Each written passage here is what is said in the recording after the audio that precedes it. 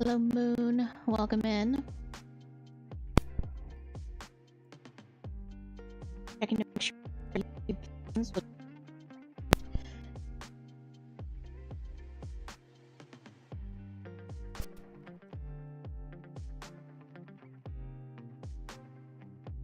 Mike, can you hear me?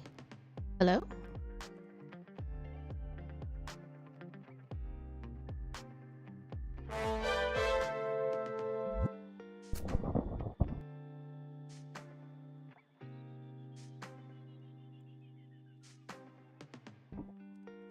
Yeah, that was so weird. Anyways, hi everyone. Hey Lori, welcome in, welcome in.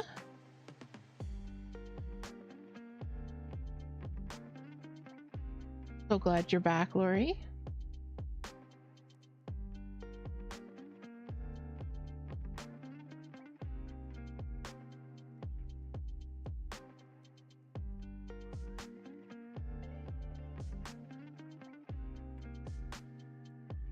Let us... I'm gonna take a little... Oh, I forgot to take the tea bag out of my tea. I'm gonna do that. And then we're gonna switch back over to show you what's going on here. I have a cat on the desk. It's not the cat you think is on the desk. I would like you to guess in chat which of the cats you think is currently on my desk with me.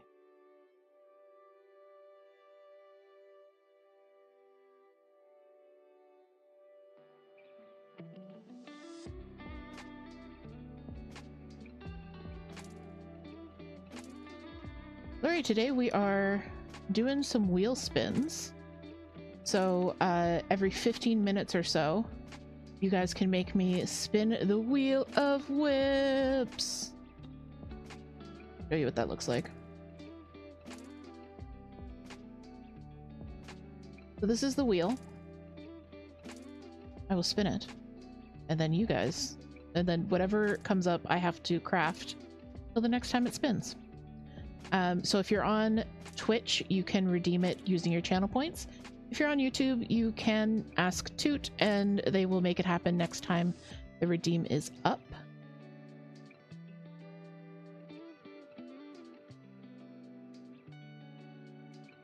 Toot! Thank you so much for the resub. Hell yeah, hell yeah, hell yeah. Yeah. I didn't hear any alert sound, but I do hope that Toot's little animal suddenly appeared very large. If not, let me see what I can do about that.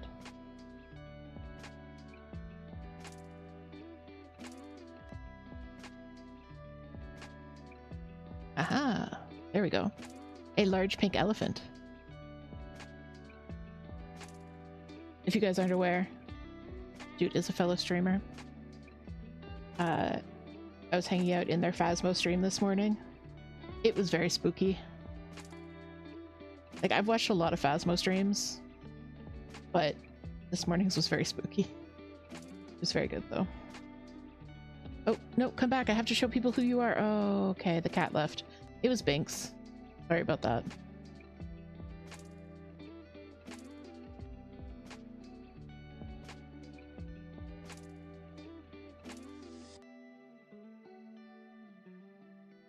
I'm sorry you guys didn't get to see Binks before she took off. Pico was sleeping on my desk like pretty much most of the afternoon and just left at like 6:10. I was like, no, stay here. You're so cute. People will love you.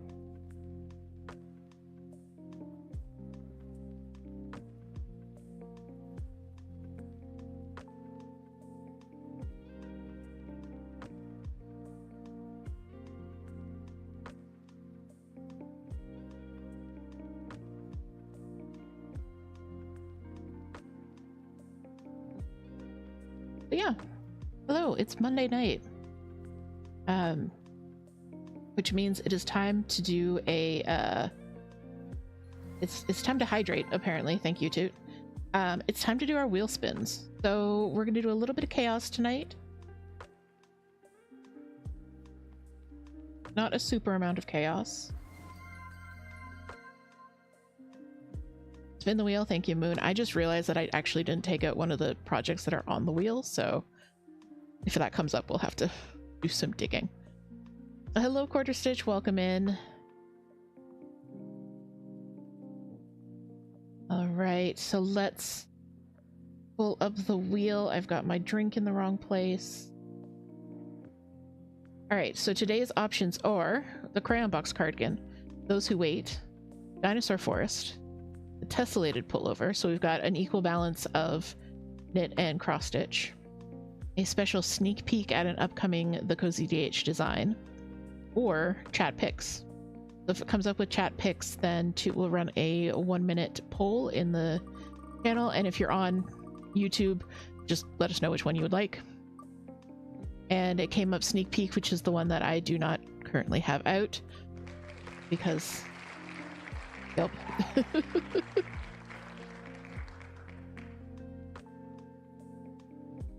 I got out everything else.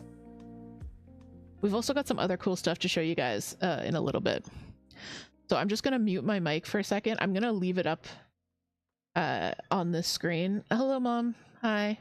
Nice to see you too. Bye. I'm gonna put it up on the POW screen while I go digging for this project. Yeah, the wheel knows. The wheel knows.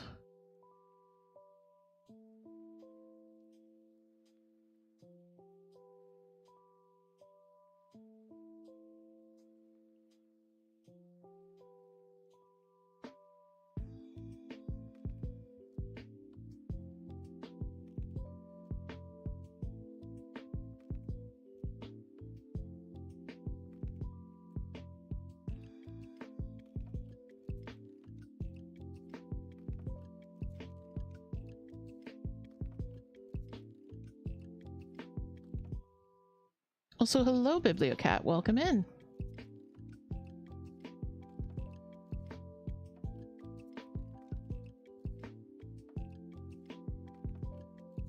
I've got a bit of a scratchy throat, so I may be hydrating more frequently, and I may be taking longer talking breaks. So let's flip back over to show you what's going on here. So this is an upcoming design. It is coming out not this week, but next. Means I got to get a wiggle on. It's the next in my series of seasonal drinks. So the pumpkin spice latte was the last one, which was released. And I don't know if you guys can guess what this one is without me doing the words. But the words are what I'm currently working on. I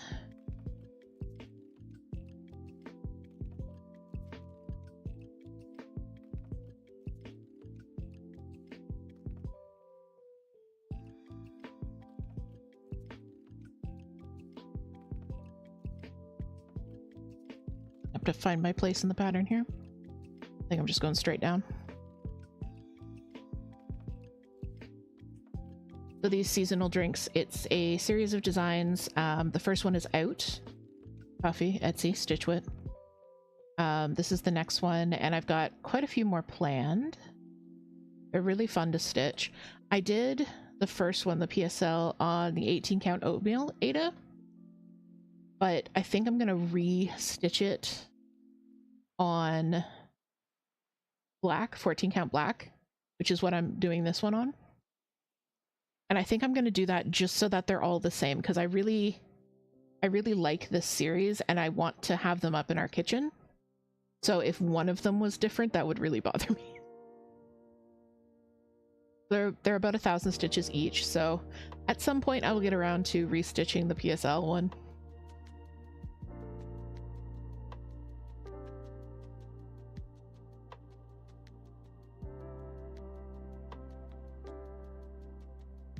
Mothman, you're not helping.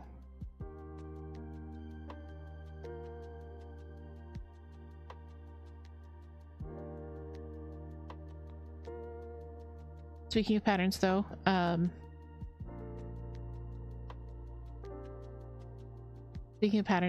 I did have a free pattern come out on Coffee and the Patreon on Friday. So if you haven't had a chance to grab that one, I super recommend that you do, because it is very adorable, if I do say so myself. Laura Clark says, I know what it is, but it's stuck in your noggin. I think you might heave a sigh and rethink that one.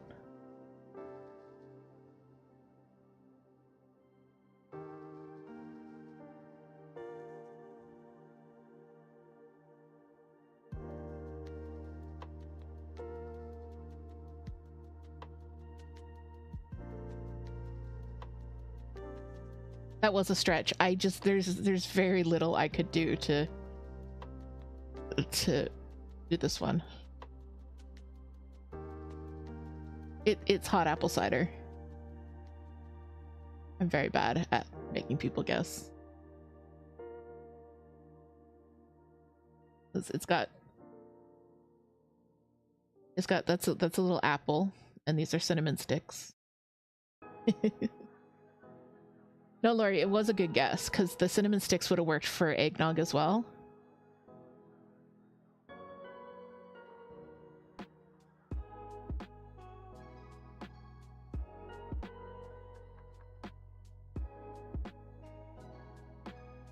Hey, Bibliocat caught the star. Nice. But yeah, we've got a pretty much equal balance of cross stitch and knitting. I was saying that, I think in the last stream, or just one of the times we're hanging out on the server, that I've been knitting quite a bit more lately than I have in the last 6-7 months, which has been really nice. Still can't knit socks. Still working that one out, because I tried the knit flat sock, but I don't know if the seam really works. Like it works enough, but I don't knit socks as like a piece of art thing. I knit socks because I want to wear them until they fall apart, and I just don't think the seam is going to hold up to that, unfortunately. It might be okay for house socks, but like wearing in my shoes socks.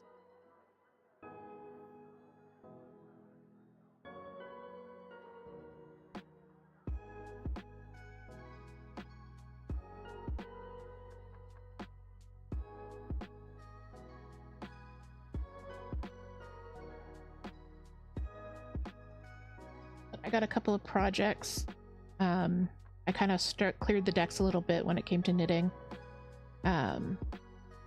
so that I kind of had a bit of a clean slate. Everything I'm working on now, I'm really super excited to be working on, and also I know it's gonna fit me, which is good. Hey, Golly, you're knitting your second gift sock now? Nice. Good job on getting that second one started, because I know that can be a struggle. Just getting the second one going.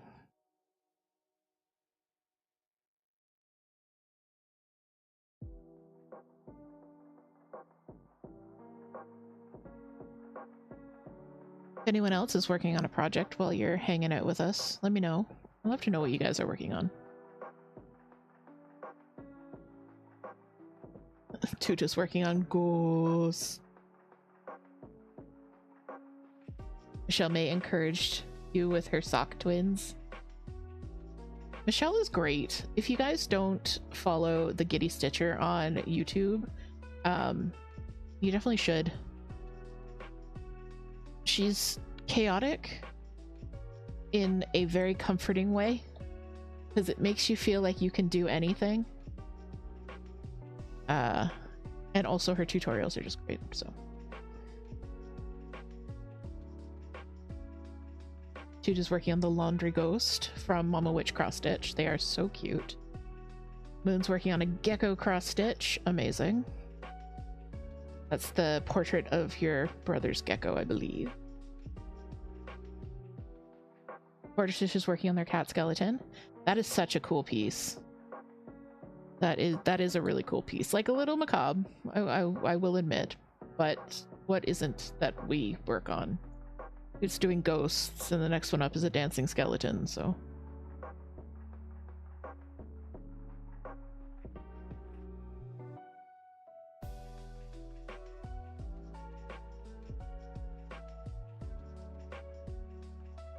Bibliocat's working on Tiny Witch. Amazing. So close to being done. I'm so glad. I'm putting together the next episode of the Cozy Cast. And I'm going to be showing off the Cozy Witch finishes so far. The Cozy Witch, the Tiny Witch finishes so far. They're so incredible. They're so incredible. Lori says, hubby is cooking dinner while I sew a quilt. After dinner? After dinner, it's Deadly Aquarium time. Yes. How far along are you on Deadly Aquarium? I don't know if you were watching this, probably not, but I did the Deadly Aquarium. I actually finished it a week after the final clue released, and I'm hydrating now, I promise.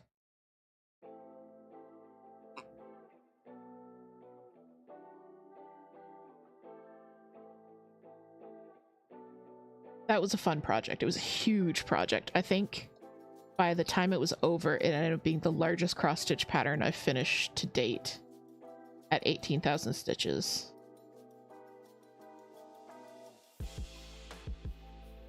I haven't framed it yet. I have a frame for it. I got a frame from IKEA, but I haven't actually framed it yet.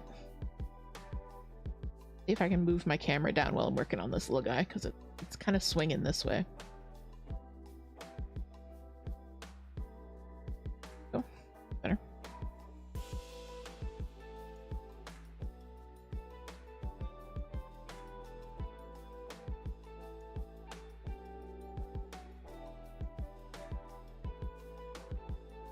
Way behind. Oh well. Oh, what kind of fish do you keep? We used to keep fish as well. We had a saltwater tank and then a freshwater tank with a guppy colony.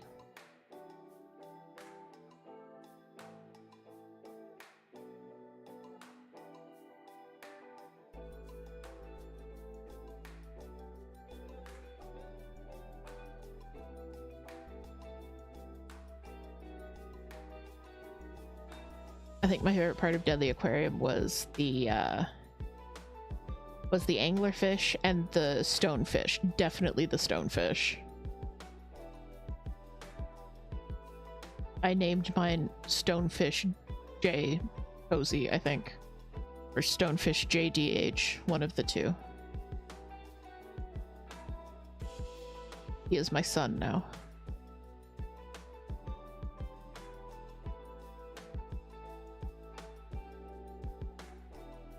Hey Beyonce, welcome in.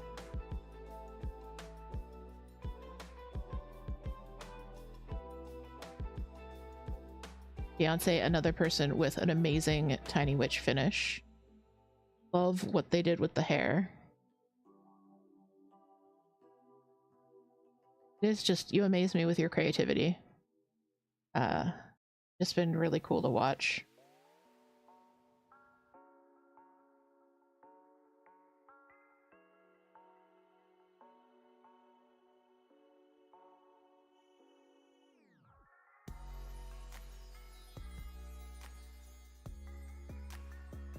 Fresh 150. Tricolor sharks, freshwater barracudas, and a large striped paint in the butt fish. You have tricolor sharks? Amazing. That's a huge tank to keep up too. That's really cool.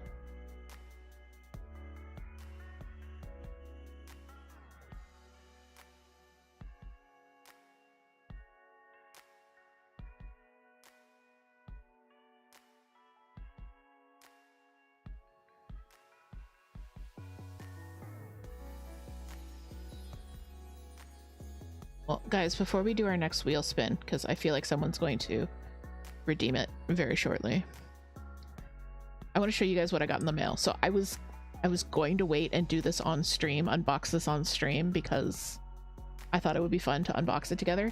But I got really impatient and I couldn't wait, so I opened it earlier today. But so Demonic Babs, who you guys might know, she's come around the stream a couple of times. But she has a 3D printer and got the bug up her butt that she could make printable stitchable ornaments, 3D print stitchable ornaments on her 3D printer. So we were talking back and forth about this and just kind of swapping ideas. And she said, well, let me send you some of the prototypes. And I'm like, okay. I expected like to get this in the mail. I got this entire box of 3D printed prototypes. So they're really cool. So she started off with circles. Oh, thank you for the doing the shout out there. Yeah, Demonic Babs also on Twitch streams Sunday mornings, very early, like 6 a.m. Eastern. Mostly cross stitch, but talks a lot about 3D printing.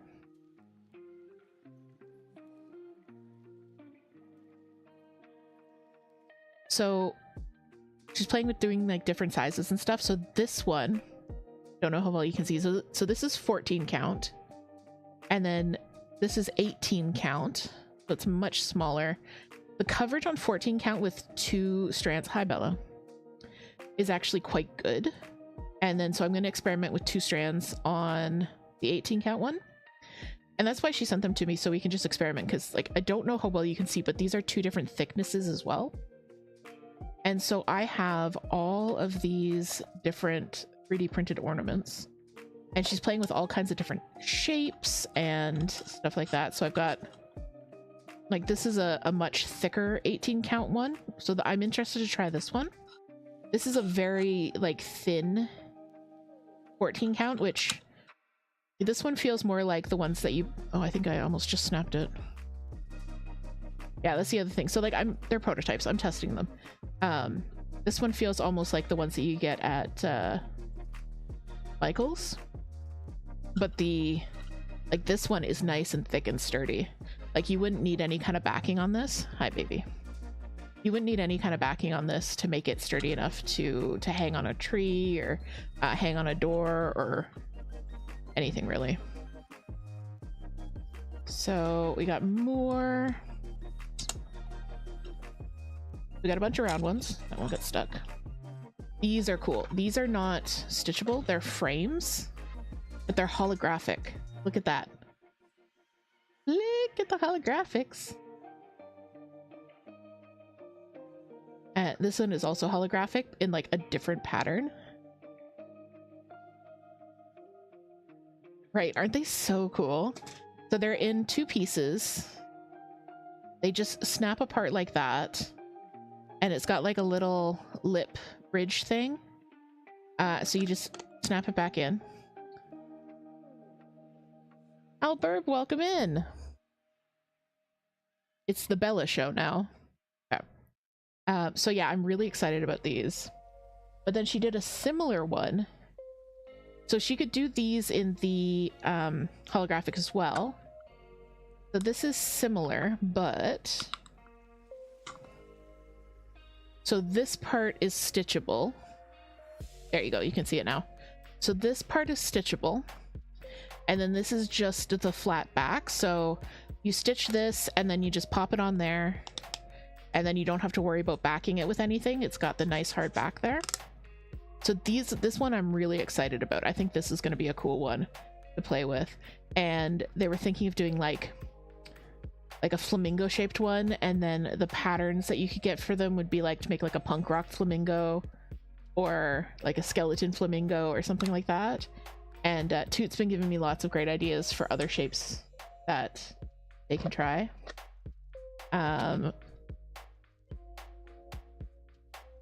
This was round 1 trial. And it's just a little hexie. And so there's a solid hexie and a thing gridded hexie. So these ones you'd have to glue together, which is why they were kind of V1, but she sent them anyways because I liked the shape and I thought that would be neat to play with. This one I love. This hexie with like the thicker border and the like kind of almost wood effect.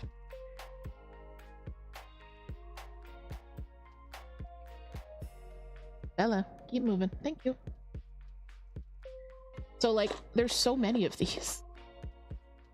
We got some hearts. A couple of hearts. Bella's back again. Yeah, the wood one is so cool. Like, I think this one and this one are my favorite of the stitchables. And then of course the holographic frames are really cool. Got just another hexie, a square, another hexie, and then this one is a square with like a frame.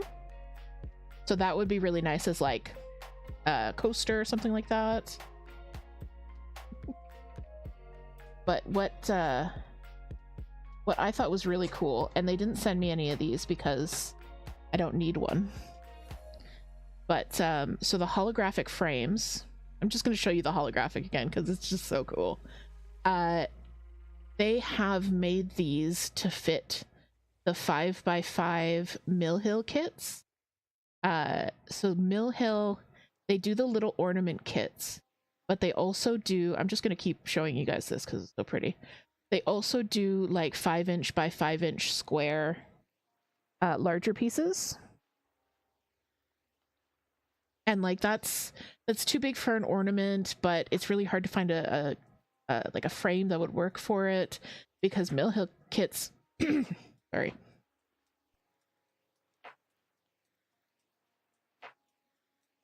are done on perforated paper, which is very difficult to frame. So yeah, a Mill Hill kit done like this, just the 2-piece little 3D printed frame. Brilliant idea, brilliant idea, and I think would be a very big seller. So I'm gonna stitch some of these up. Toot's gonna stitch some of these up, and then Babs is hoping to eventually get them out to stitchers in general, as well as maybe offering the 3D print file. I don't know what it's called, but the file that like, so if you had a 3D printer, you could print your own, which I just think is really cool as well. So yeah, like I really want to, where is it? So this blue one, this is 18 count. I'm definitely going to do something on that. I want to try the thicker, definitely going to do something on this one. And this one. I think like these three are going to be, I'm definitely going to do something with those. The other ones might be, like I'm going to test stitch on all of them to see like what the stitching experience is like. But as for doing like a full ornament type deal, I'm definitely going to do these three. And I will not be doing Christmas ornaments. Oh no, I will be doing spooky ornaments. That's right, spooky. So I love the fact that this one's lime green. I think I can do something really cool with like ghosts and maybe glow in the dark thread on this one. I think that would be really cool. And then just like a simple round one. I was thinking of doing a version of my Till We Are Ghosts cross stitch, just like a small size one on this. And then I'm not sure what I'm going to do for the hexie. An ooze monster, Owl says. That would be cool too, an ooze monster. Ooh, I could do the Lonely Wizard from Inscription. Just the bottle of goo. It's me. So yeah, these, I am very excited to play with these. I'm very, very excited to play with these. So yeah, so that was the very exciting package that I got. And like I said, I was expecting like 3 or 4 of them maybe, and I got a pile of them. So I'm so excited about that.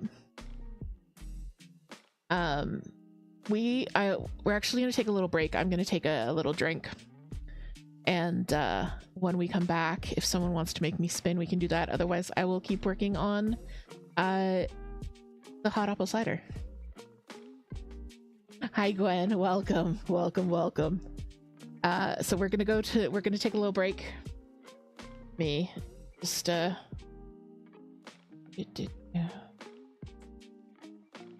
right. So Get up, stretch, grab something to drink, unshrimp your posture, whatever you gotta do. We'll see you back here in 3 minutes.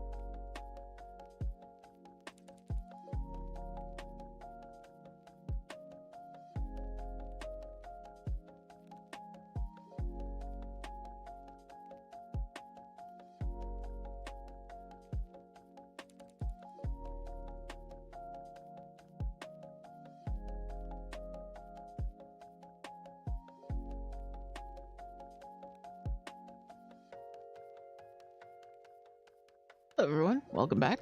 Welcome back. Toot has just started the prediction. We are going to be doing a treat eat in about half an hour. So, if you haven't seen a treat eat before, Ow, who is the tortoise on the critter cam, who is, I think, pouting in the back of her enclosure. Let me just take a look. Yeah, you can barely see her right now. Let me zoom in. There, she's buried herself. We are going to give her a treat. So, why are you not updating? Hello? Okay.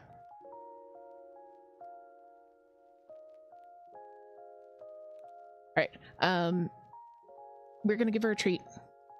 You guys will guess which treat you think she's gonna go for first. So if you are watching on Twitch, you can gamble your channel points. If you're watching on YouTube, you can just let me know which one you think it will be. We are doing melon versus melon, so it's cantaloupe versus watermelon. Cantaloupe versus watermelon.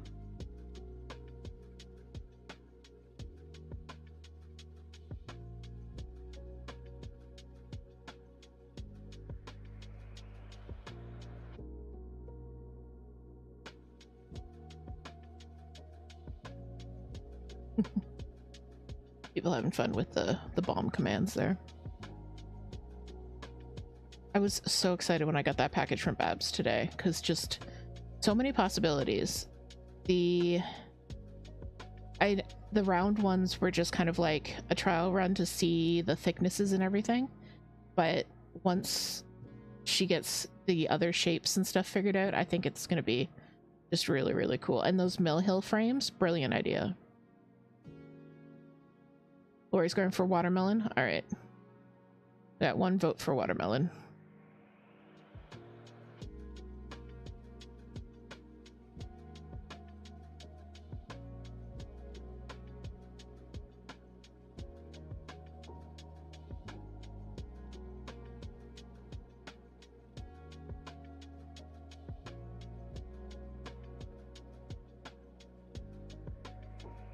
But yeah, I think it's a really cool idea. And I've seen 3D printed cross stitch stuff before, but I haven't seen anything quite like this. So yeah, it's gonna be neat.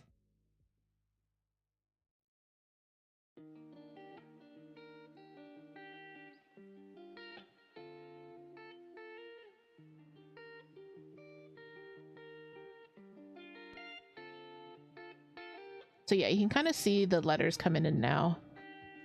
Babs, hey! You just missed it. I just went over your package. We gave you a shout out and everything. There's Babs. Babs is the one who did all of the 3D printing I showed you guys a second ago. But yeah, I was just talking about how I am so excited to get stitching on those, to figure out what I'm going to stitch on them, all that kind of stuff. So yeah, I have, sorry for the clanking, I have your little box of prototypes.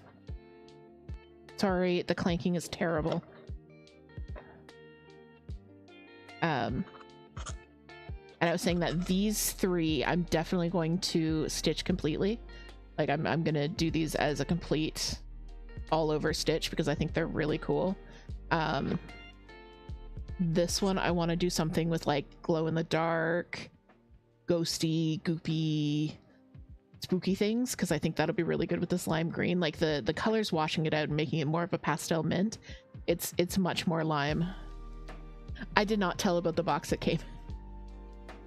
I took a picture though, so I will share that in the server. So this is the box that Babs tried to send to me in.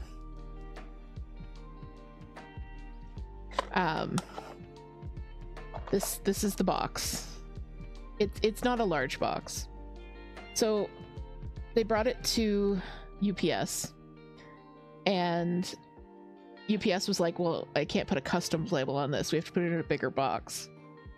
So they put it in a bigger box. So I get a big box today. Like it was a good like 12 inches by 10 inches by like 5 inches. Like it was a decent sized box.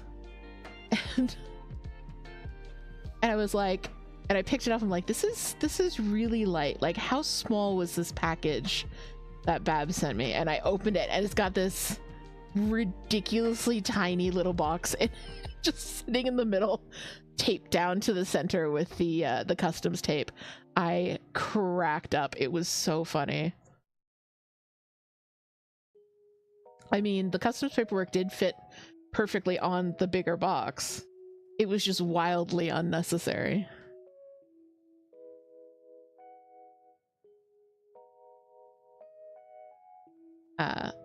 I'm so excited about it though.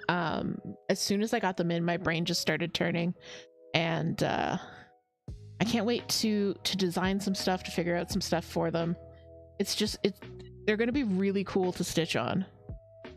And yeah, like I was feeling the different thicknesses and stuff. I could definitely see like where the where kind of the pinch points are going to be and that kind of thing. So I'm really excited to test them out. Yeah, Babs, I'm not surprised that Customs had to open it as well, because like, what is this thing? Why is it making this sound? Why does it look like it weighs nothing?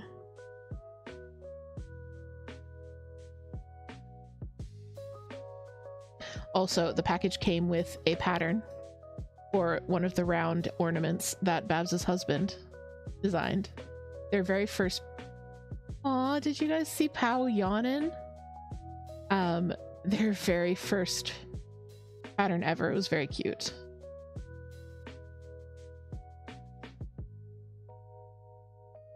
Pow knows something is up. Just hamming it up on the camera there.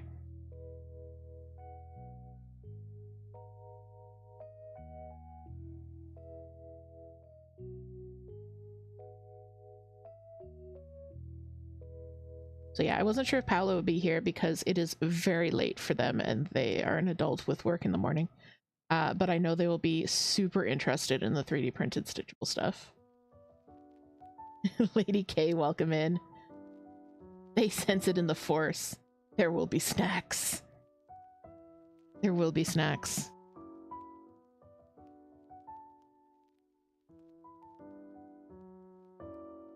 Father was in their enclosure, messing with the white thing on the wall. That means there will be snacks. There's a little set of hooks on the wall in her enclosure that the camera hooks onto, so I don't have to like figure out the placement every time. But I think she knows what that means. Thank you, Kali, for spin the wheel. Just go through here. All right, let us spin the wheel. So once again, if you're watching on YouTube and you would like the wheel to spin, all you have to do is let Toot know and they will make that happen. Back here. All right, this was our sneak peek. Hot apple cider. Let's see what the wheel has in store for us. It's gonna be aliens. It's gonna be crayon box. Whoop, it is aliens. All right.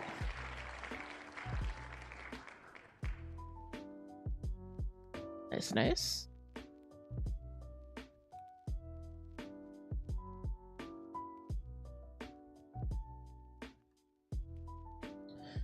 So this is Those Who Wait.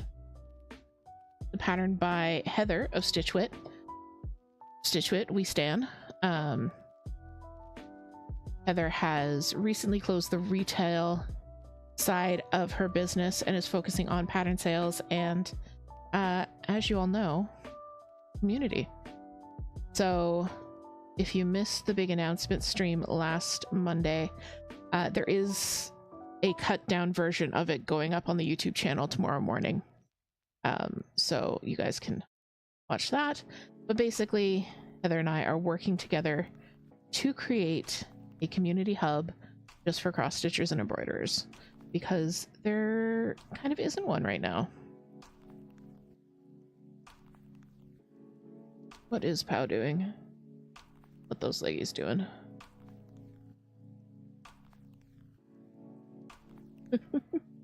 I think she's just trying to sprawl out there.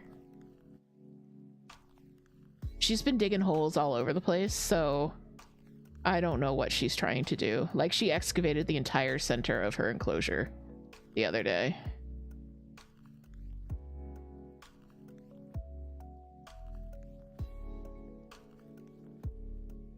Oh no, I haven't done a Stitch Community command yet. Heck. But yeah, Heather and I are working on a new project together. Hopefully I will have more details for you soon.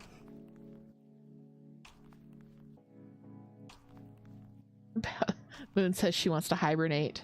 Beyonce is guessing jailbreak. Al says remodel. Yeah. I mean, there is also the possibility that she can lay eggs. I mean, infertile eggs, but there's a possibility she could at some point lay eggs, which would be interesting. Sometimes I wonder if that's what she's getting ready for, but I think she's just burrowing because her species likes to burrow. Lady K says she is manifesting snack.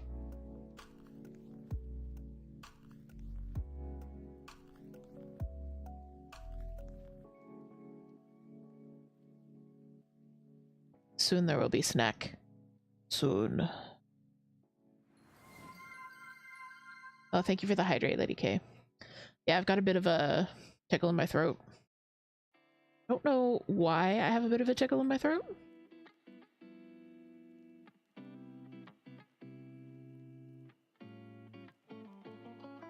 Yeah, Lori, it was, I know, I was like, I need to find a new Canadian supplier. Lori just said that they went to place a floss order with Stitch Wit and found out that Heather had stopped selling DMC.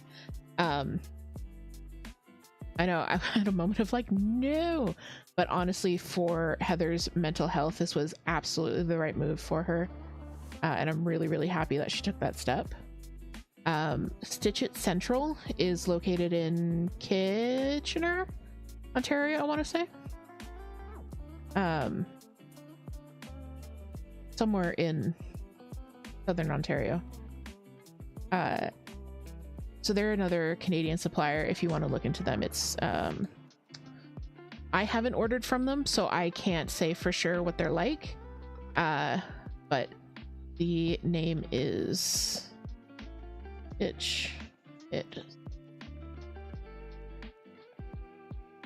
Toot is doing their French knots. Good luck, Toot.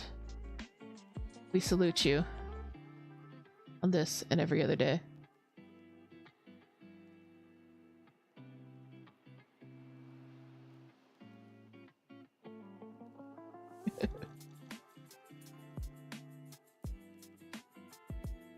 Heckin' Mama Witch with the back stitch and the French knots. Half the time when we get to the finishing parts of a Mama Witch pattern, it's like, who hurt you? Why are you like this? Stop it. Get some help.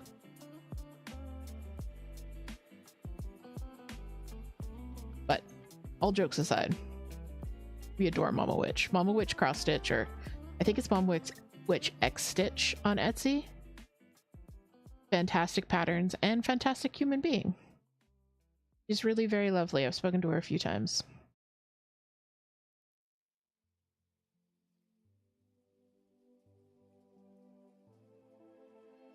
If you are a member of our Discord, pop that command up real quick.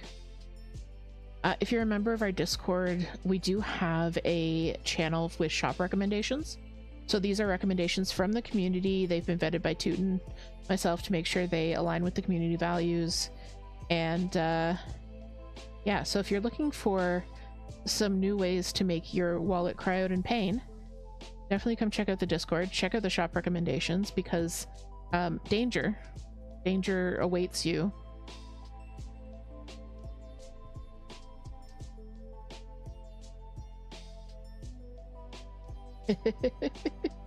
Gwen says it's so accurate, though. I know. Ugh. Every time I find a new shop, it's like, no.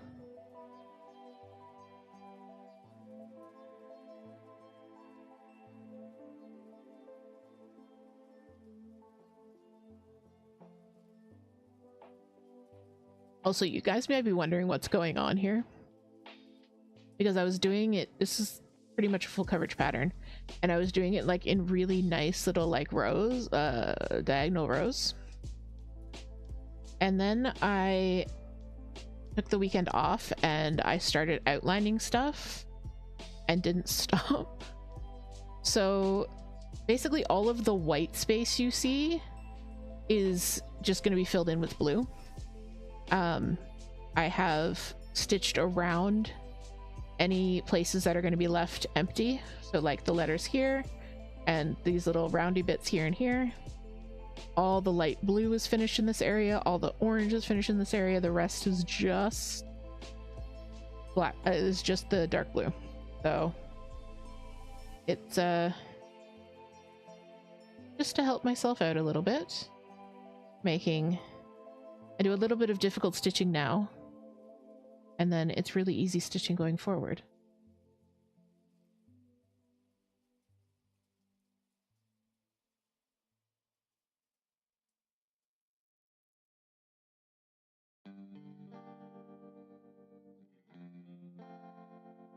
I would love hit 10,000 stitches on this. I am just at like 9,500. Thank you, Gwen. I'm glad you enjoyed that.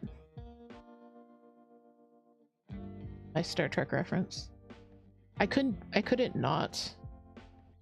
When I started typing it out, it was like my fingers had a nerdy life of their own.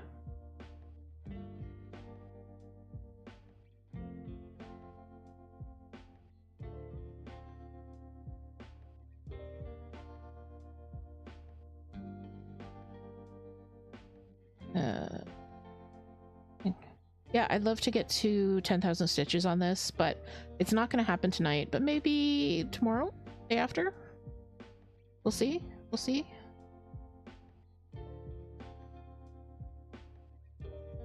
I am just very, very close.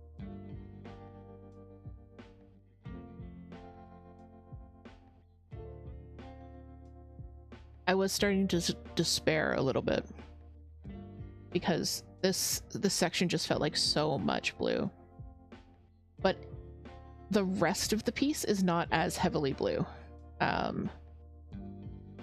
The top of it just happens to be very blue, and the top is where I started, so I am looking forward to moving the frame. So once I finish this area, I'm going to move downwards and get into more of the oranges and some of the greens. I say oranges and greens like there's more than one. There's only 4 colors in this design. There's navy blue, light blue, orange, and Nile green, which will be for the alien.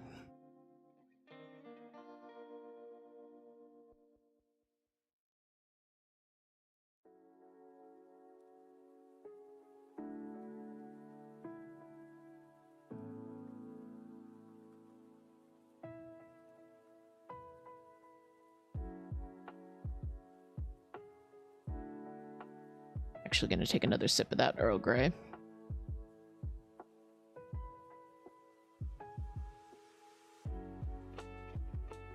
Oh, that's good. I do put a little bit of creamer, coffee creamer, in my Earl Grey. I know that may make some tea purists upset, but it's tasty. Thank you for the hydrate, Toot.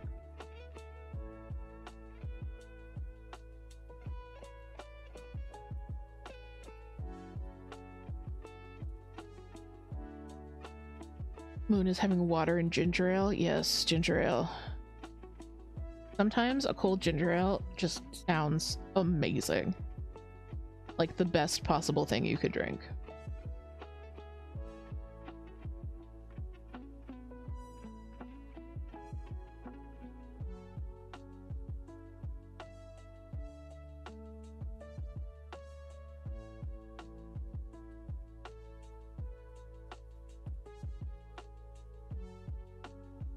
Are you guys a Schweppes person or a Canada Dry person? That's the question. Or is there a local brand that you prefer?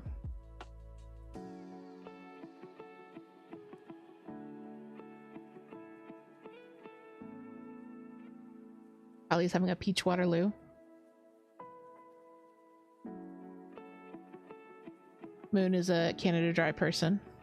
Toot goes for Werner's or Ale 81. Ale 81 is... it's so good. I wish we could get it up here. Al says Werner's is superior. Might have to give Werner's a try. See if it stacks up.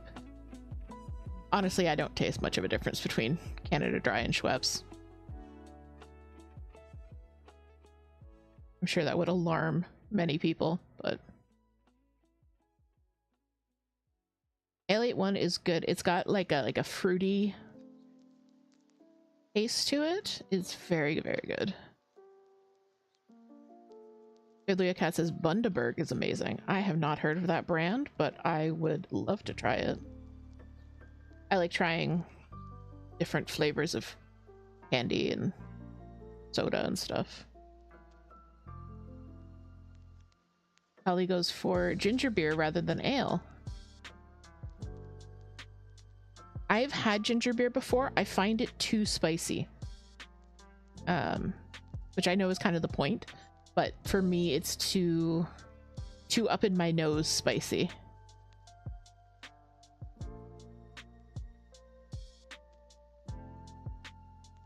Toot says Verner's. Tell me you grew up in the Midwest without saying you grew up in the Midwest.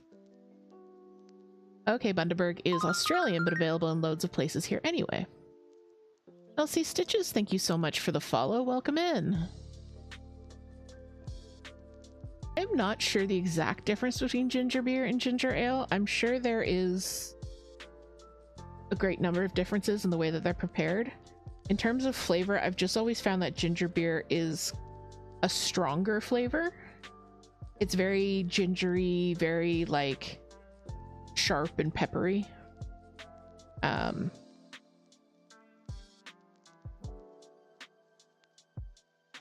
But just not the, I prefer the more mellow.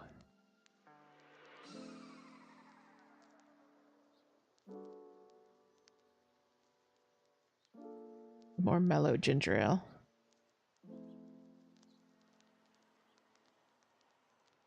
But I could be completely off base there, so if I am.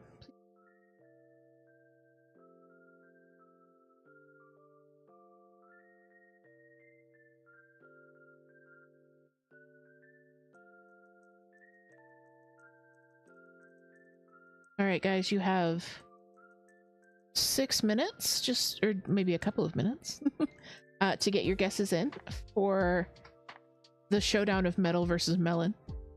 Metal versus melon. Is that what I just said? Melon versus melon in Pow's Tree Eat. So in just a few minutes, Toot is going to feed our tortoise Pow some watermelon and some cantaloupe. And it's up to you guys to guess which one she's going to go for first. You can do that. Oop. Oh, hey, Lori. Lori from YouTube just wanted to join us.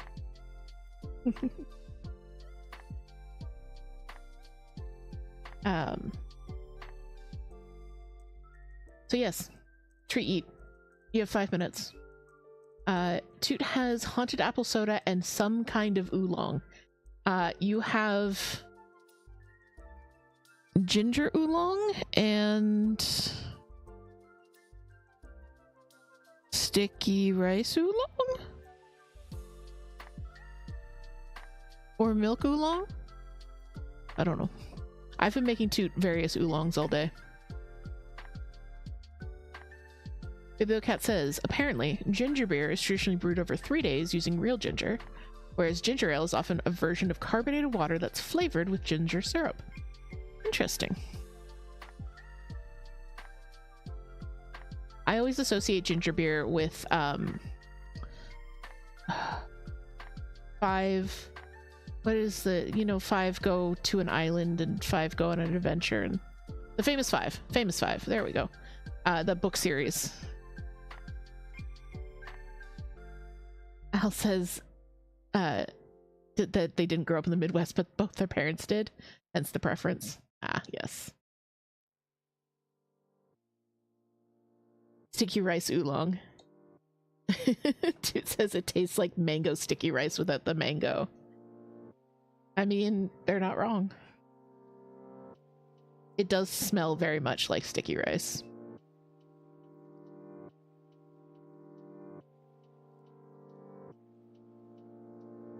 I know one of them is definitely cinnamon oolong. Don't know what the other one is. All right, Quarter Stitch going for a cantaloupe.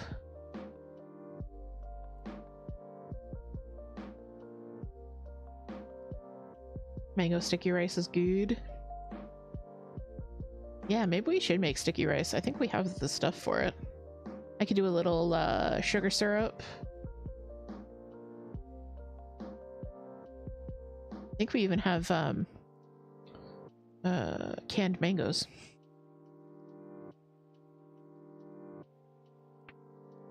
You blame your attempts to eat around the paneer in your other dish? Oof. British just says my brain went Gilligan's Island. That too. But I don't know if you guys ever read, it's a British series of books called The Famous Five, and it's about these 4 kids and their dog, and they always like, on the holes, they would go on adventures and like go to a deserted island or explore a haunted castle, or yeah. And one of the 5 was a girl who preferred to wear boy clothes and went by George. Simply a Cat says I was obsessed with those books as a kid. Somehow I'm not surprised. All right, guys, are you ready for tree eat time? Let's pull up Pow here. All right, just gonna get the camp. She's gone back to her burrow. Yeah, I read so many of those Famous Five books. I always wanted to go on an adventure, and I always wanted to try ginger beer because that's what they were always drinking. And then I tried ginger beer, and I did not like it at all, and I felt betrayed. All right. So we have the most deadly species of tortoise, the rare and powerful Pico, up on screen right now.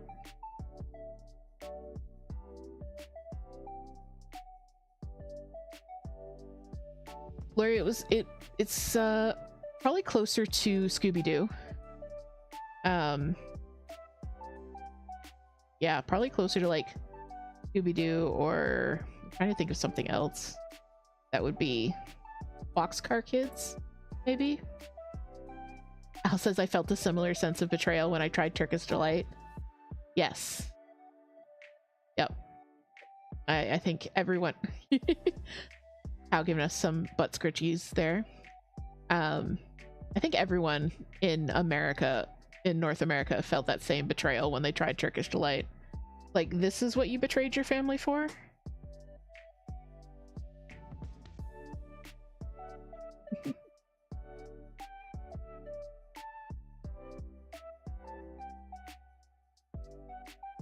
All right, so we have watermelon down on the right there. We have antelope on the left.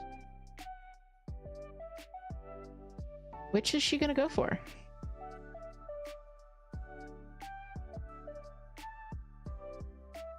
And a big thank you to Toot, of course, for doing our tree eat. Pow, you have to go.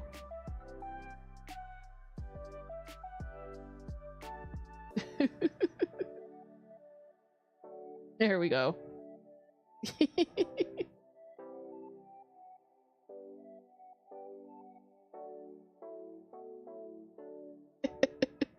She's so cute.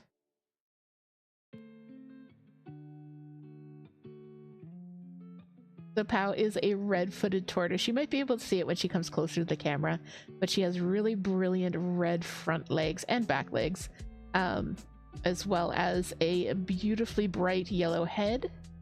Her species is originally found in the tropics, in the jungles of South America. She is just about 11 years old now, so she's still technically a juvenile. She also appears to be either going for the watermelon or bypassing the melons altogether. Are you gonna give it a sniff? And we've got a chomp. All right, watermelon is the winner. We've got a big old chomp from Pow. Just zoom in a little bit so you guys can get the full lip smacking glory there.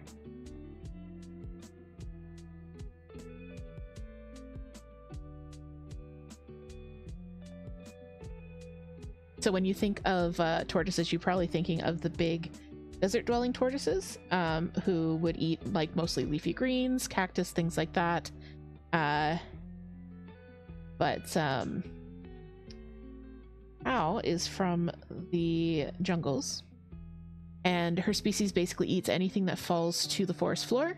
So that's why a large portion of her diet, relatively, about a third of her diet, is actually fresh fruit. So we make sure that she gets lots of dark leafy greens like bok choy and kale and chard and collard greens, things like that. A little bit of cabbage, some broccoli, and then fresh fruit. She gets fruit every day, but on stream night she gets a little bit more for her special little treat eat. And if you ever have any questions about Pow or any of the animals that you see on the stream, please let us know. We love talking about our animals. Just gonna catch up on chat a little bit. Watermelon was the winner. Congrats if you won that.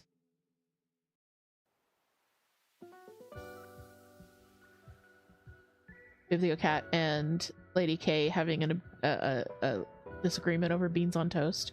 Beans on toast is amazing. Hush. Lots of winners in the chat, I see. Yeah, so she's just doing a little chomp chomp. Reminding you all to chomp chomp as well.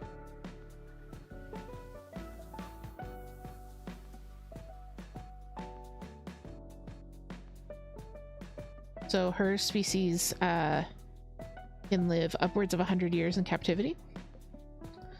So when you think of how big she is in relation to a full-grown tortoise, basically you're thinking of how big a 10-year-old child is in relation to a full-grown human. So she's going to get quite a bit bigger. She's going to get about another 3 or 4 inches on her.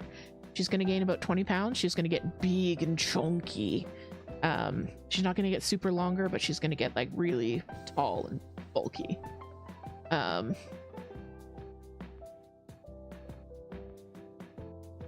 the time that she is a full-grown adult. Lady K has a no beans bias. I like baked beans. I do. I also like chili bean. I'm okay with green beans, but I need them cooked. But like beans, baked barbecue pulled pork nachos with baked beans. So good.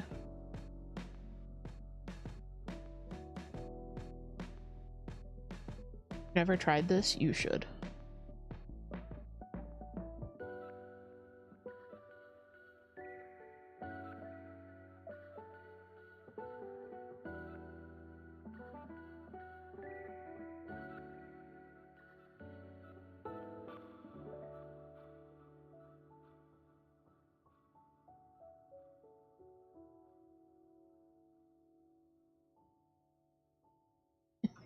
British is on the no bean team.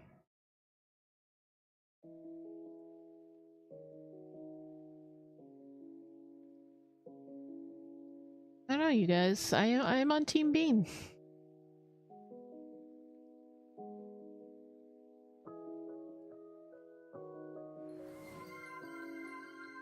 Thank you for the hydrate, Toot. Thank you for... I said thank you for the hydrate, Toot. It was Moon. Thank you for the hydrate, Moon. And thank you for the aliens.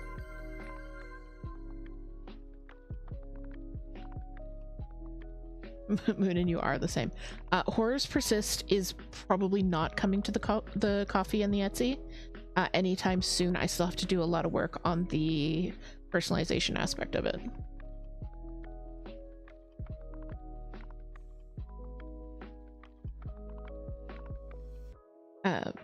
Thank you. So here's your aliens fact.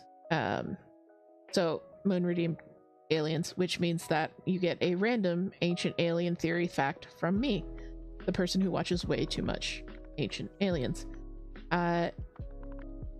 So here's one that I thought of the other day. So you guys know the band the Foo Fighters? It's a pretty well-known band. Well, the name Foo Fighter comes from World War II when pilots would see they would see what they described as like ghost planes or planes of fire. So in the sky along with them that didn't belong to the Germans or didn't belong to the English or the French. So they were describing basically like UFOs. and in the sense of they were unidentified, they were flying, and they were objects. But they called them the feu fighters, as in like the French word for fire, which then became Foo Fighters. So the Foo Fighters, like it was a very common phenomenon. A lot of pilots said that they had seen the Foo Fighters in the air during battles and things like that. And it was one of the earliest recorded UFO sightings. Was numerous reports of Foo Fighters. So there's your Ancient Aliens fact.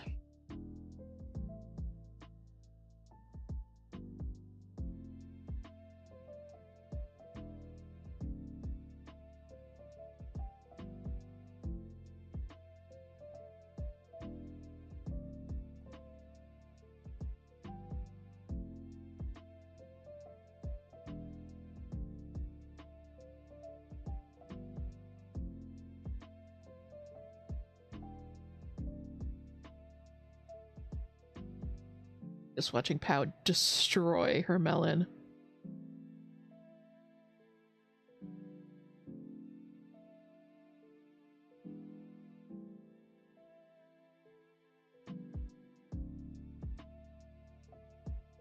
We were talking about something in server, and it was, I could relate it to an Ancient Aliens fact, which made me very happy.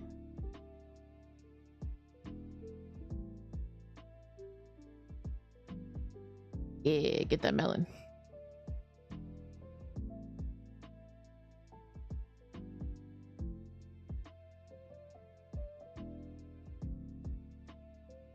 Don't know what we're gonna do for Friday's pre-eat yet. Might treat her, do a little bit of chicken versus egg again.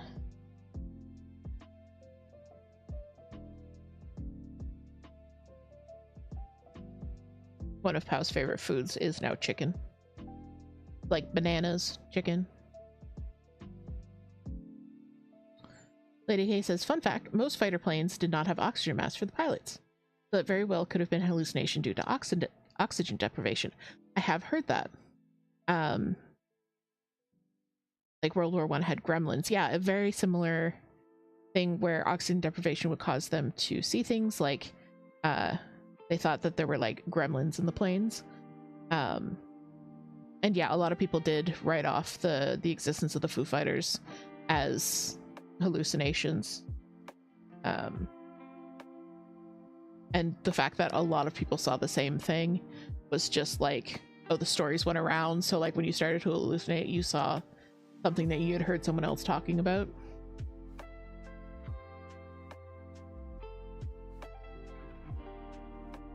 There's always an alternate explanation. And I always feel the need to put out the disclaimer. I do not believe in ancient alien theory. I don't believe in it. I just find it super interesting. The way that I find conspiracy theories super interesting. Lady K says, oh, thank goodness.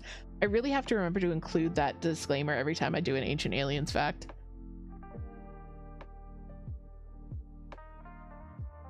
Like, no, I don't believe that, you know, aliens built the pyramids. And what I find interesting about the show Ancient Aliens and Ancient Alien theory in general is that they take historical evidence, so things that actually exist in the historical record, so like art that exists and buildings that exist, stories that exist and folktales that exist, and they present them, and then they make a wildly bizarre conclusion from those things. So, but the information they're presenting is super interesting. Just their conclusions based on that information are a little like, are you sure? And thank you so much for the follow, Al. Appreciate you.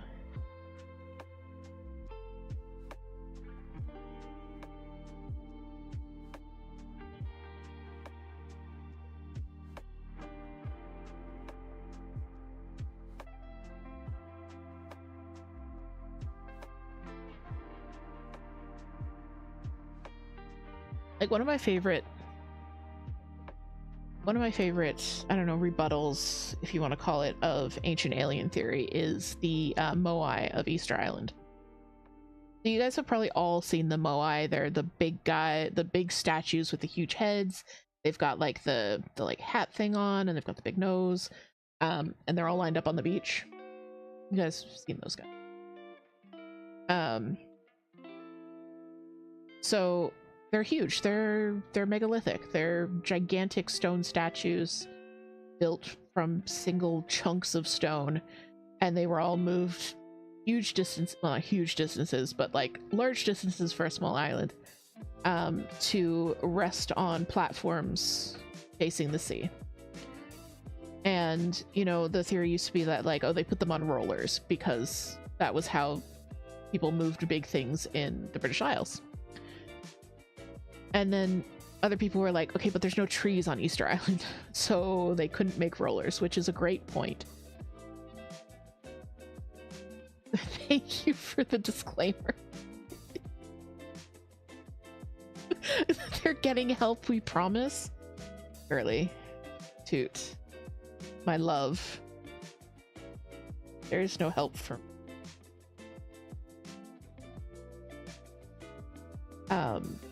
Anyways, the moai. So, you know, white people, just in general, were like, it has to be aliens. And there's no way that these primitive peoples could have moved these things, because whenever they asked the, you know, the indigenous islanders, like, what happened, the islanders said they walked there. And people were like, well, okay, clearly they didn't walk there. You're silly. Except like in a more colonial way. And just completely discounted this, like, they walked there story. Until an indigenous historian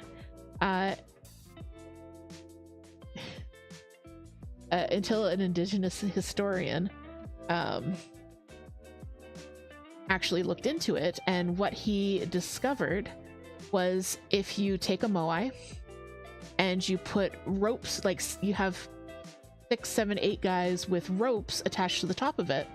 You ever moved a bookcase and you kind of like rock it back and forth, and you move it like forward a little bit, then you lift the other side and move that forward a little bit? You walk it. So if you get a moai with a bunch of ropes and a bunch of guys, you rock it to one side and take a step forward, and rock it to one side and take a step forward. You walk it over to the beach like that. So that is the current accepted theory of how the moai got to where they are. They walked, like the people said that they did.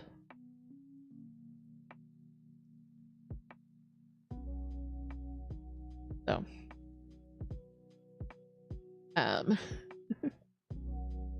Jansen says, I'm more curious as why they did it. I mean, yeah, that's something that we can't really answer. Honor the ancestors, honor the great kings, because they could. Like, I really feel like that might be a fully legitimate why.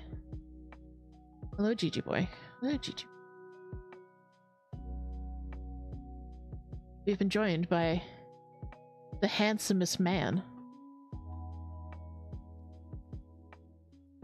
So if you're in our server and you have seen the daily progress channel, and Toot set that up, there's a little moai icon next to it, because our daily progress is taking things one step at a time. One little step, and we will walk these monolithic statues of our finished objects to our goals.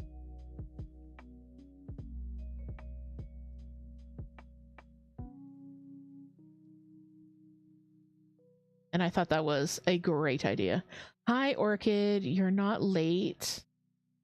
Well, I mean, you did miss the tree eat, so you are a little bit late for that. Orchid redeeming spin the wheel. Thank you. Let me just zoom out, see where Pow went. All right, Pow is deciding to go for a nap, I see. All right, Orchid spinning the wheel of whips. Your choices today are, just flip this over.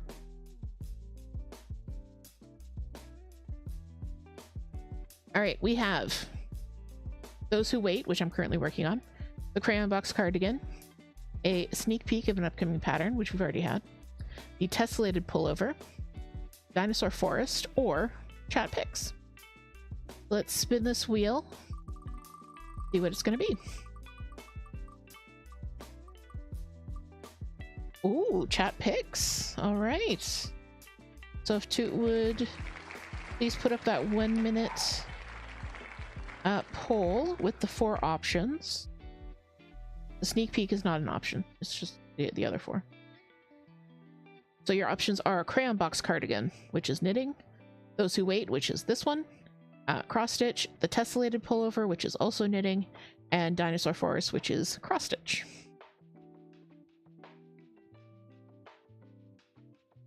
All right, Orchid, since you missed it, here's the sneak peek. I'm just going to switch cameras.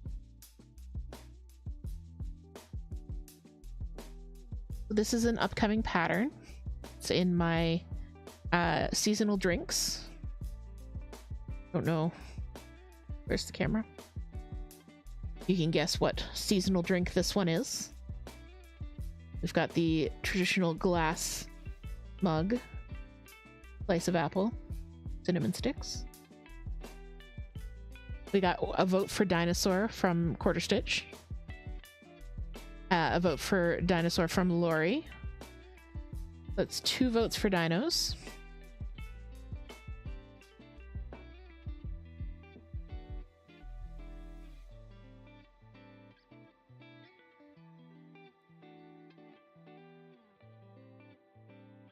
I feel like it might be Dinosaur Forest.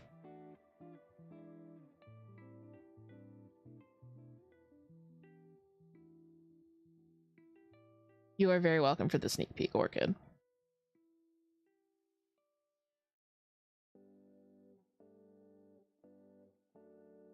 Yes, the winner is Dinosaur Forest.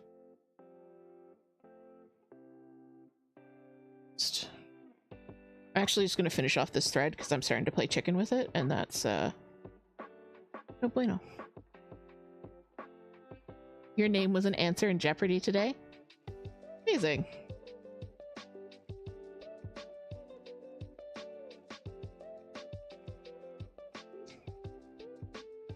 Was that like really unsettling though to hear your name on the TV?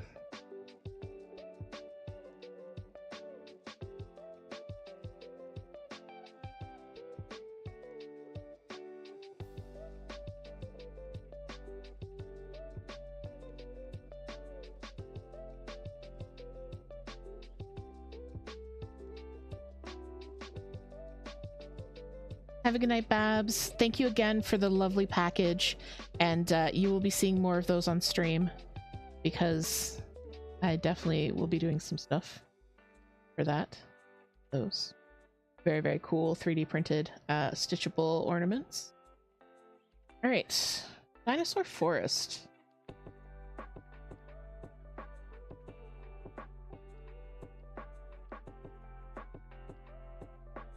Lori says, my theory on the stone statues is that they hit on Medusa.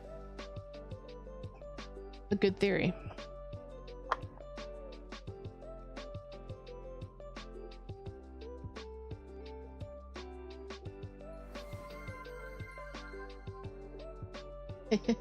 Another aliens fact from Orchid. All right, this one is kind of Ancient Aliens adjacent. It's rolled into the same thing. But many people believe that there's a second Sphinx buried somewhere in the desert. And this is 2 reasons. 1, symmetry. The Egyptians love symmetry, so just having 1 doesn't really make sense. And 2, there's a cartouche between the paws of the Sphinx. Between the paws of the Sphinx, showing 2 Sphinxes at either end of the Giza Plateau.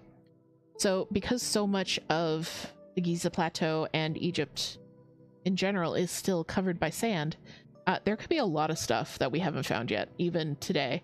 Now there's ground penetrating radar and tools like that.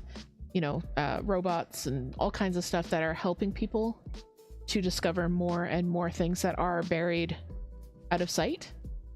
So they are thinking that there very well could be a second Sphinx out there that we just haven't found yet. It's possible. Right, that's your ancient astronaut theory fact. Hi, Orchid. Yes, box. So this box is from Michael's. Wouldn't that be cool? Like, they're still finding so much cool stuff in Egypt all the time. So this box is from Michael's. It comes with 4 of these little boxes. I usually keep this one here. I took out 2 of them so I could just do the threads for Dinosaur Forest there. These are just like planning stickers, and then I use a erasable pen to label them. So the Dinosaur Forest there. This one says those who wait, and that's got all my threads for those who wait in it. And then this one is not Binks. It says Binks on the top. This is the apple cider, a hot apple cider one. So I use these for my projects instead of the floss boxes, just because it's a little bit smaller, a little bit more compact, and I don't have a lot of projects on the go at once.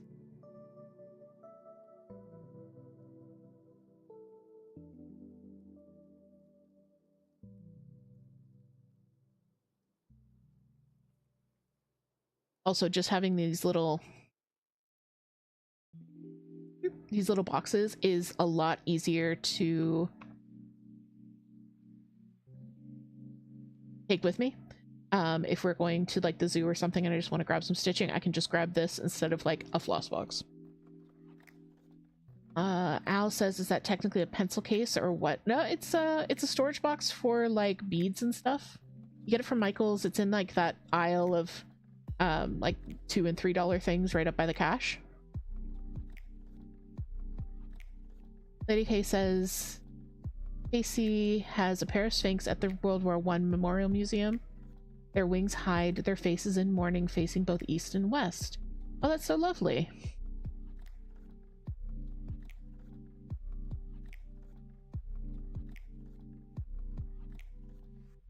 But yeah, that's a big part of why people think that there might be another one out there, is because symmetry.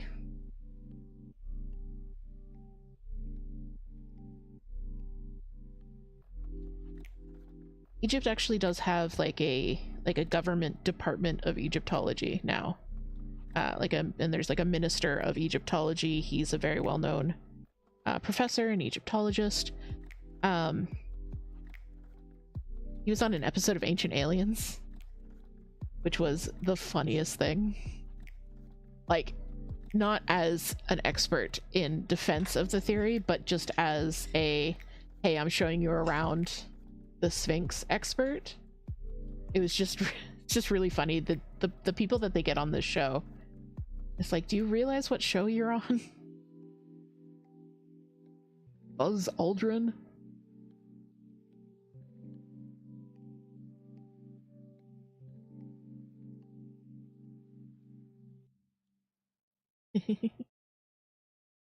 Alice now scouring the Michael's website. They're probably called like everyday value something.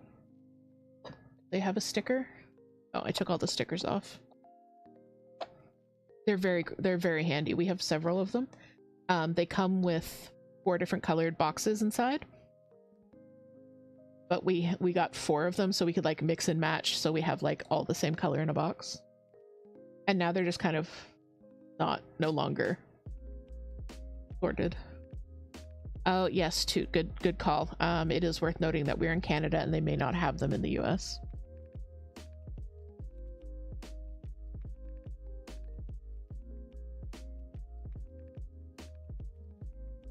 Alright, my friends, but it is time to take our next break.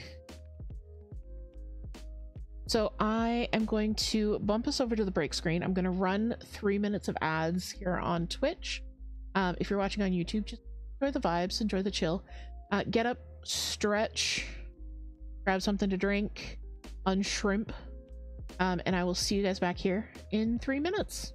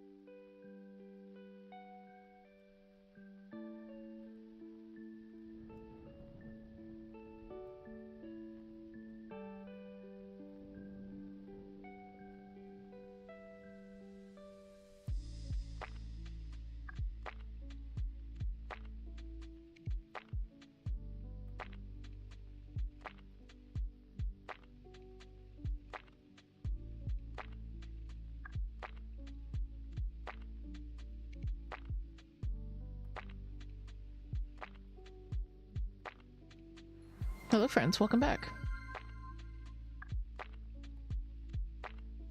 I lost Pow for a second. I should bring her back. Thank you for the hydrate too.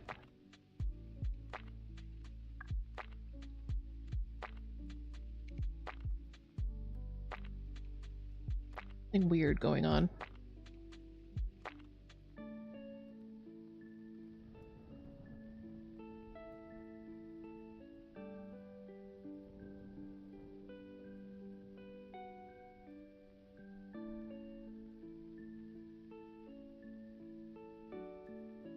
I don't think that fixed it.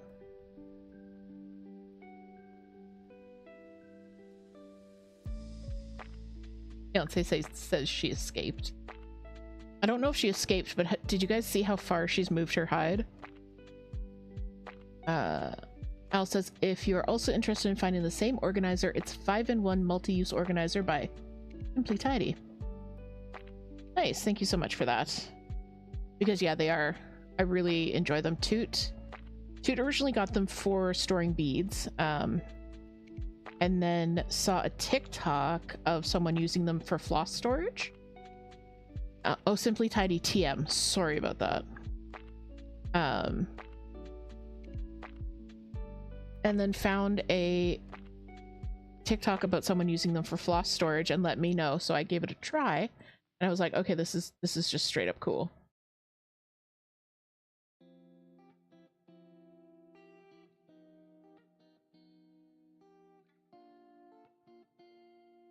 So yes, Toot uses a floss box, but I have adopted the 5-in-1 multi-use organizer by Simply Tidy TM.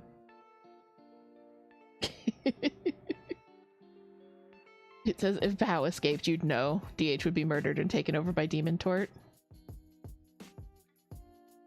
There would just be Bao sitting in my chair. The throne wish list would just be entirely fruit. And an entire roast chicken.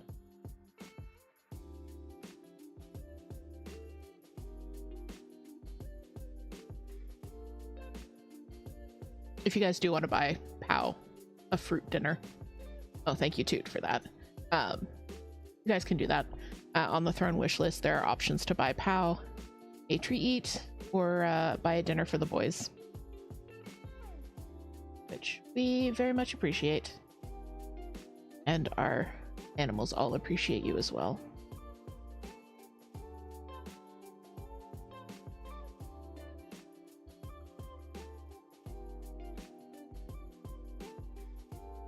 I don't think I actually talked about this because I got a few different things at once. This is Dinosaur Forest by Owl Forest Embroidery.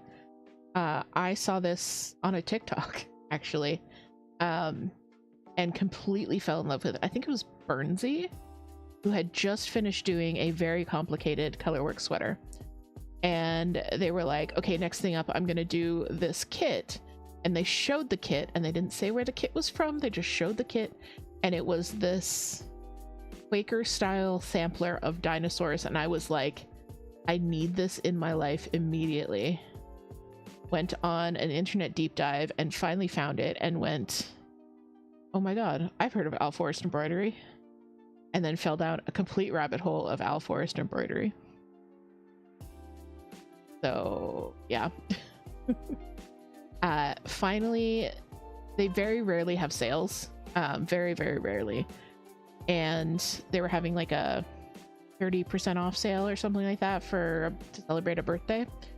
And so I finally took the plunge, grabbed the pattern, and then chat actually helped me pick the colors because it calls for Owl Forest's own variegated hand-dyed floss, which I couldn't get my hands on. So we had a very chaotic stream. It was so much fun. We had a very chaotic stream of trying to pick colors for the sampler, and the reason it was so chaotic is because Toot suggested that to kind of mimic that variegated look, I should try doing blends. So instead of just picking one color, we had to pick 2 colors for every color and make sure that the 2 colors worked together. It was so much fun. Like, because Toot had a bunch of floss over in her chair, which is over there, like about 3-4 feet away. So if someone in chat suggested a floss color that Toot had with them, they would just throw it at me. And I would have to catch it, or more likely pick it up from wherever it fell. And yeah, but we settled on a bunch of really cool blends. There are some really great colors in this, and I will definitely take a bunch of pictures next time I have really good natural light, because they don't show up so well under, like right now you can't really tell that these are blends, but some of them are just absolutely phenomenal. And Orchid redeemed a spin the wheel. Beyonce says, I love blends. I did a bunch on Tiny Witch. Awesome.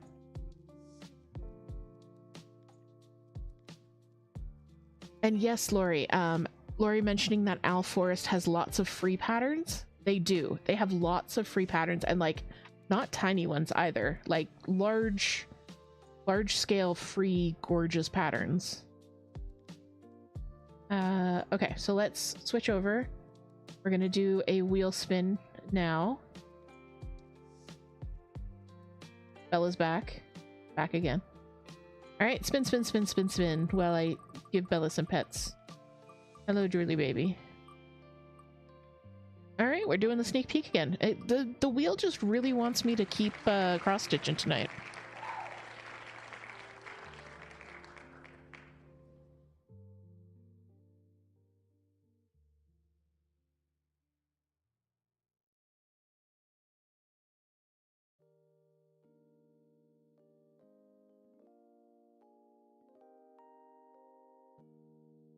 Orchid's a second try.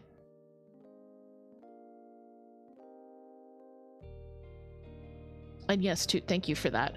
It's Owl Forest. Orchid, you are going to fall in love. This is going to be a danger zone for you, but definitely do check out their free charts. Because they have some really amazing free charts. Thank you for the hydrate, Toot.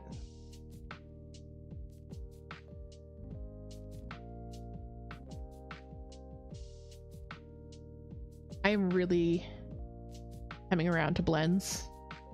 I love the way they're looking in Dinosaur Forest. I will probably use them again. I don't know if I'm going to start designing with them, but there's one blend in particular in Dinosaur Forest that I might, because I love it that much. Orchid, no. Stay in school. Do not drop out of school to cross-stitch full-time.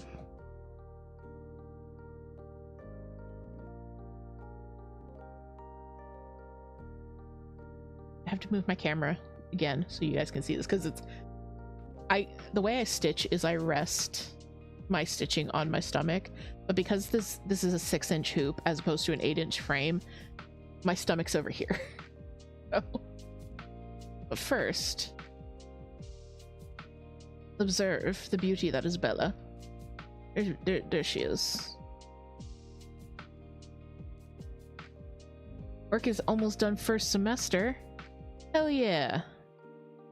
My son, or Catherine Frog DH. You are doing amazing, and I'm so proud of you. Exam week is the 18th to 22nd, and then you get all your credits. Nice.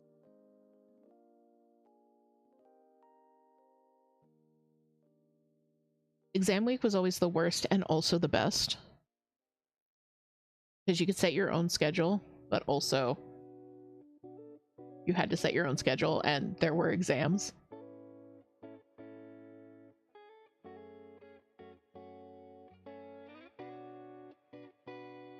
And then you're doing practicum for a month?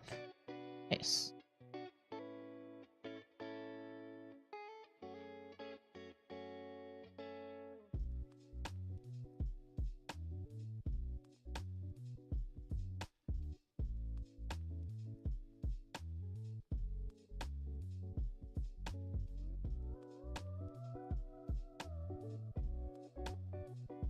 Orchid says I'm so... Meh. So thrilled to not have homework to do every night and just have fun at the practicum. Yeah, I remember when we started our practicum when I was doing my PSW training. I almost said my PSL training. I am not a licensed PSL. I am a licensed PSW.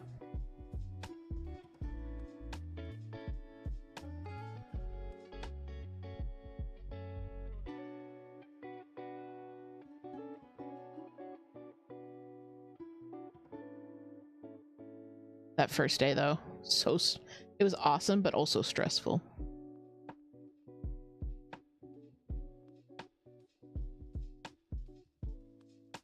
I think I came home though from that first day of our practical and told Toot, like, I found what I want to do for the rest of my life.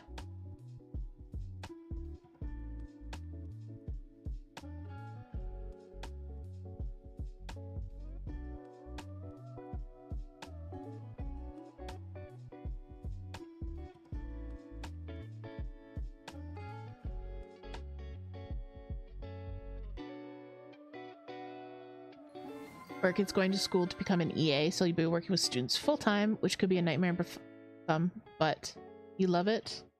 Good, as long as you're doing something that you love. Alright, we've got another aliens fact.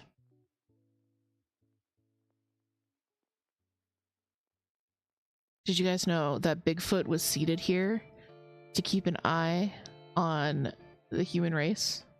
Which is why it's so hard to see him. He is specifically trained and instructed not to be seen by humans, so they do not know that they are being observed. Bigfoot is an alien agent, guys.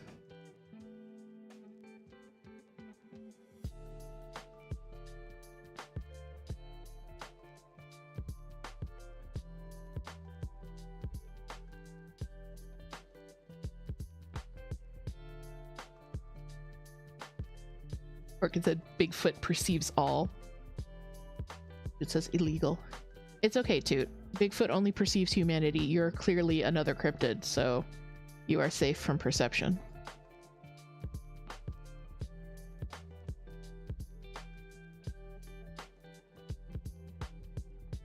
Toot found a Mothman cloak. Not like the footy pajamas that you see. It's a cloak with a Mothman hood. And they got it as kind of a joke and kind of to like just lounge around the house in. I don't think there's a day has passed when they have not worn it.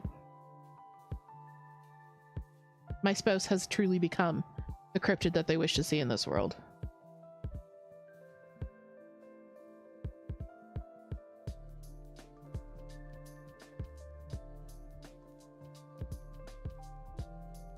It says is cozy. It does look very cozy.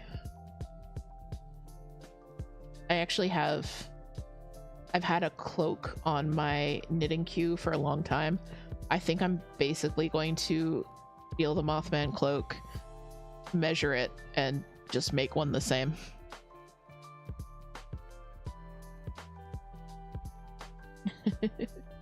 Gigi agrees, is cozy. Yeah, Gigi keeps climbing under it. And it's got little like slits for you to put your hands out. And he keeps getting caught in the slits because he'll try and like go out them. And he can get his head through, he just can't get his chunky body through. I'm sorry, I mean his very handsome body. His svelte and handsome and definitely not at all chunky body.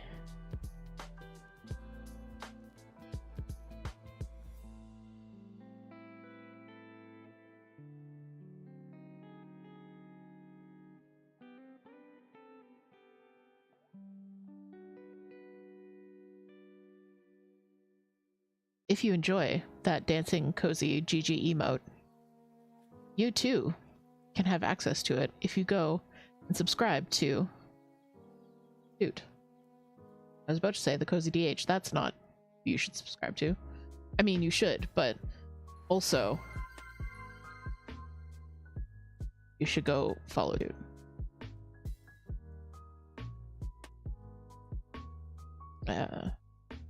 Toot's next stream is Wednesday morning. It's going to be played up from 10 to 12. Ah. I'm so excited. Ooh, Deontay has a Notion question for me. Hold on, everyone. Stop stitching. On your Notion, do you keep all the patterns together, be it cross-stitch, knitting, or crochet, or do you have 3 separate pattern databases? Debating switching mine up. I actually have 4 pattern databases. I have, I call them the archives, the cult archive. Oh no. The trap card has been activated. I call them the cult archives. So I have the cult archives for cross-stitch, for crochet, for knitting, and then I have the cross-stitch Christmas dungeon where all of the Christmas and related patterns live, because I don't know why we have them, but we have them. So they go and live in the dungeon by themselves. So yeah, I do keep them all separated. It's okay, Deontay. Deontay says, "Oh shoot, I missed this morning." It was spooky this morning. Toot's stream was spooky. The ghosts were very active and did some stuff that I haven't seen them do before. They turned on a record player in one of the rooms, which is just really cool.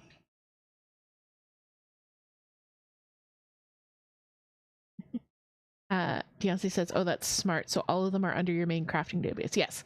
So I have my main crafting like dashboard, which has all of my pattern databases underneath it linked as separate pages. I don't have them as views on that dashboard. I just have external links.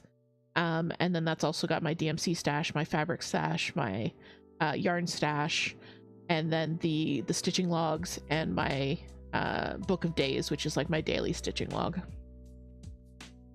So that's all under my main crafting dashboard, which makes it quite a large file.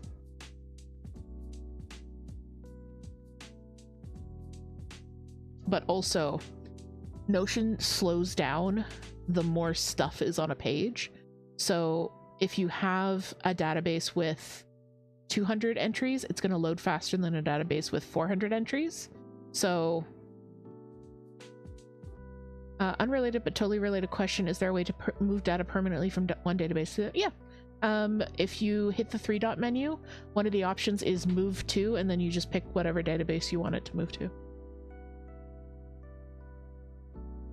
You don't even have to do it one by one. If you do it as a not the table view. Yeah, table view. Not the table view. Column view. The one where you can do the ticky boxes. If you move it, if you display them on the ticky boxes, you can like select everything you want to move and move them all at once. You don't have to do it one at a time. You are very welcome, Deontay. If anyone uses Notion or wants to use Notion and has questions, I will literally always do this. I will always do this. Oh no, yeah, no, you don't have to move them all manually. You can select several at once and move them all at once. Al says, "I want to use Notion, but I just never know where or how to start." Absolutely. Deontay, I use they, them. I know, Notion I love, but it is so overwhelming. At first, especially if you're starting it from scratch, because it can do all these amazing things, but you have to build it to do all these amazing things. So honestly, I recommend, if you're looking to get into Notion, YouTube. YouTube is your friend. I recommend Thomas J. Frank, and then just look for free templates. Templates are great because you can kind of see how different people set up different things. You don't have to use a template if it doesn't work for you, but you might see how someone else does something. I do sell templates for cross-stitch and knitting in the Coffee and the Etsy shop. Go with Coffee. Etsy is more expensive because their fees are higher. So if you really just, if you've got 15 bucks to spare and that is worth it to you to not have to build it all from scratch, I've got that there. There is a YouTube video on my channel as to how I use that particular template. But yeah, like, you don't have to buy the template for me to talk at you about Notion like this. It's my special interest trap card. And Toot redeeming the hydrate.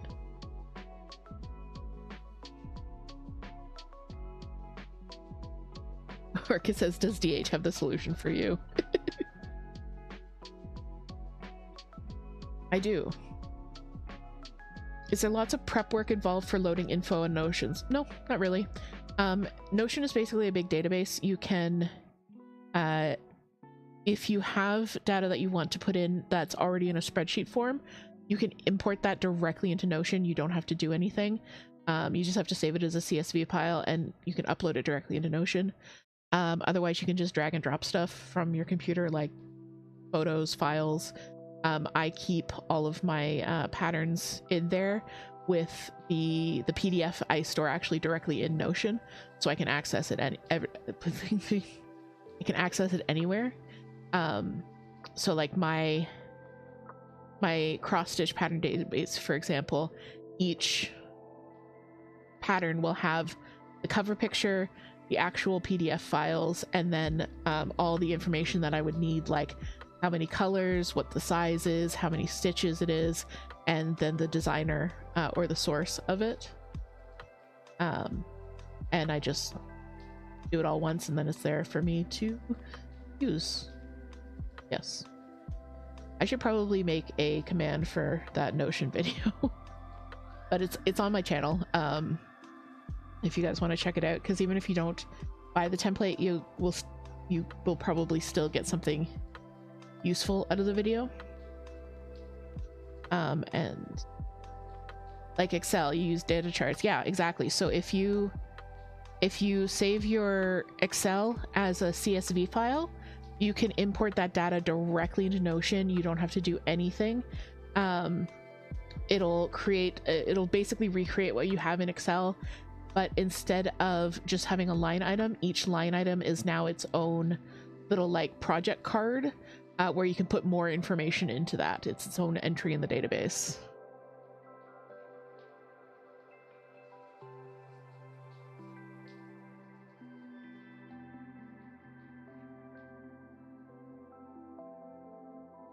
So yeah, if you're already familiar with Excel, then the way that Notion's databases work will be pretty familiar to you. Oh, thank you, Toot. Toot putting up the link in the Twitch chat and of the YouTube video that I made about basically how I keep track of my cross stitch in Notion. I also use it for literally everything. I keep our medical records in there. I keep the animals' medical records in there. Like if we get the results of an x-ray or a scan or something, I drop the PDF directly into Notion. It has our medication lists. I keep my daily to-do lists in there. I keep like everything to do with the Cozy DH business is in there. Yeah, I use it for everything. I really do. Thank you for activating my trap card and letting me talk about something that I really love talking about.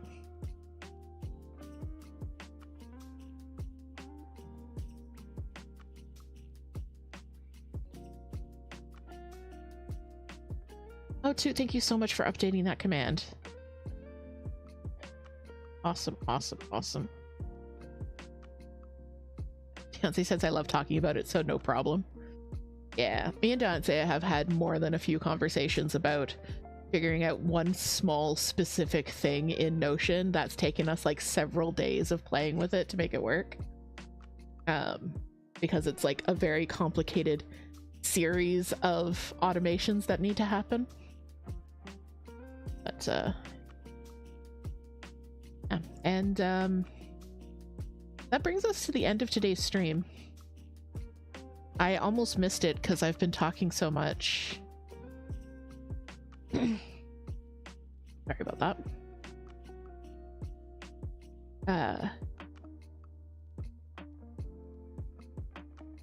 Yes.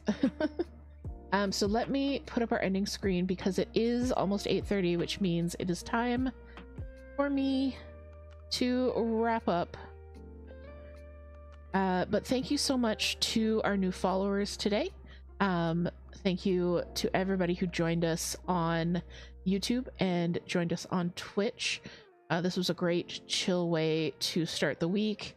The wheel was kind to us tonight. The wheel will be back next Monday. So I think for the moment, it's going to be wheel on Monday, free craft Friday, where I just do whatever I want to do on Friday. And then we have a little bit of chaos with the wheel. Wednesday, we will be having our stitchy session in the Discord. So let me just drop the link to the Discord here.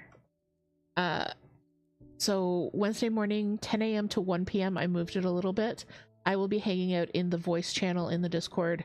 No pressure to join, no pressure to put on your mic, no pressure to put on your camera, anything like that. You can just chill, hang out.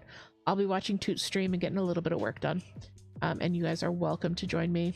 I will be back Friday evening for Free Craft Friday. Don't know what I'm going to work on. Figure it out like probably 5 minutes before stream. About the same time that I remember that I need to plug in my microphone. Big pressure to join Toot stream.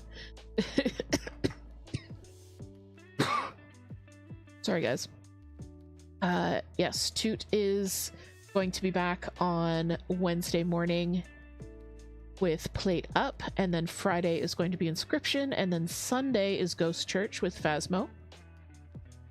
I think that is all of the community events. The updated, the big community update that I did last Monday, the cut down version of that is going up on the YouTube channel tomorrow morning. So if you missed that, you can watch the slightly shorter version. My PowerPoint presentation is still half an hour long, even cut down. But it's all there if you need it. And then all the links to everything are going to be in the description of that video. They're also in the Discord. So yeah, I think that is all the information that I need to give to you guys. So once again, thank you for joining us. Such a lovely, lovely evening. So right now I would like everyone who is watching on Twitch to say goodbye to everybody who's watching on YouTube. And everybody who's watching on YouTube to say goodbye to everybody who's watching on Twitch.